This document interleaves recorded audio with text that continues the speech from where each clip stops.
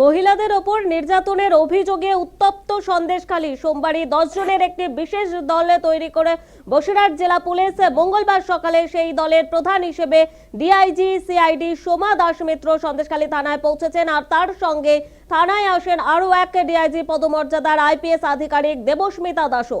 সন্দেশখালীর মহিলাদের অভিযোগ, এলাকায় কম বয়সী সুন্দরী মহিলাদের আলাদা চোখে দেখতেন শাহজাহানের সাগরেদ শিবপ্রসাদ হাজরার বাহিনীর লোকেরা।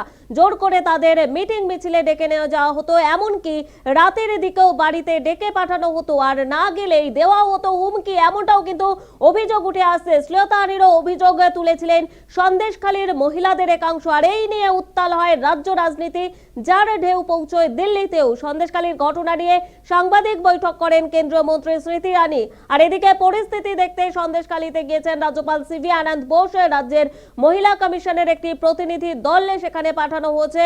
রাজ্য মহিলা কমিশনের চেয়ারপারসন লীনা গঙ্গোপাধ্যায় জানিয়েছেন, সন্দেশখালীতে কোনো মহিলা শ্লীলতাহানির অভিযোগ করেনি, তবে মহিলাদের রাতে ডেকে নিয়ে গিয়ে বাড়ির কাজ করানো হতো। গ্রামবাসীরা তাদের জানিয়েছেন বলে দাবি করেছেন লীনা গঙ্গোপাধ্যায়। আর তারপরে রাজ্য পুলিশ তদন্ত কমিটি গঠনের কথা জানায়। সেই ঘোষণার পর রাত কাটতে না কাটতেই সন্দেশখালী থানায় হাজির হলেন ডিআইজি সিআইডি সোমা। আর তার সঙ্গেই থানায় ঢোকেন রাজ্য পুলিশের এসটিএফ এ কর্মরত আরেক আইপিএস তথা ডিআইজি পদমর্যাদার অফিসার দেবস্মিতা দাস।